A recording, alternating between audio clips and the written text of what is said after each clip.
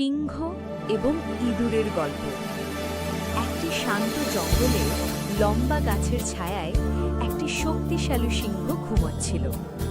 হঠাৎ একটি ছোট ইঁদুর দৌড়ে এসে ঘটনাক্রমে সিংহের থাবায় পা রাখল। সিংহ গর্জন করে জেগে উঠল এবং ইঁদুরটিকে তার থাবায় ধরে ফেলল। ইঁদুর করুণ কণ্ঠে বলল, দয়া করে আমাকে ছেড়ে দাও, কোনো একদিন আমি তোমাকে সাহায্য করতে পারবো। সিংহ হেসে উঠল, তুমি আমাকে সাহায্য করবে? সে মজা করে বলল, কিন্তু দয়া করে সে ছোট ইঁদুরটিকে ছেড়ে দিল। দিন কেটে গেল, জঙ্গল শান্ত ছিল। হঠাৎ একদিন সিংহটি শিকারীর জালে ধরা পড়ল।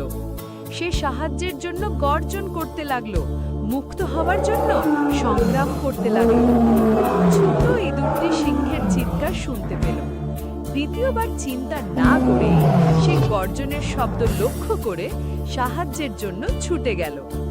সিংহটিকে জালে আটকে থাকা অবস্থায় দেখে তার ধারালো দাঁত ব্যবহার করে ইঁদুরটি একের পর এক জালের দড়ি কাটতে শুরু করলো, যতক্ষণ না জাল ছিঁড়ে গেল। সিংহটি মুক্ত হয়ে গেল। সে কৃতজ্ঞতার সাথে ইঁদুরের দিকে তাকালো। ধন্যবাদ ছোট বন্ধু, সে মৃদুস্বরে বলল। আর সেই দিন থেকেই সিংহ এবং ইঁদুর সবচেয়ে অপ্রত্যাশিত বন্ধু হয়ে ওঠে। এই গল্প থেকে আমরা শিখলাম, এমনকি ক্ষুদ্রতম ব্যক্তিও শক্তিশালীদের বিপদে সাহায্য করতে পারে।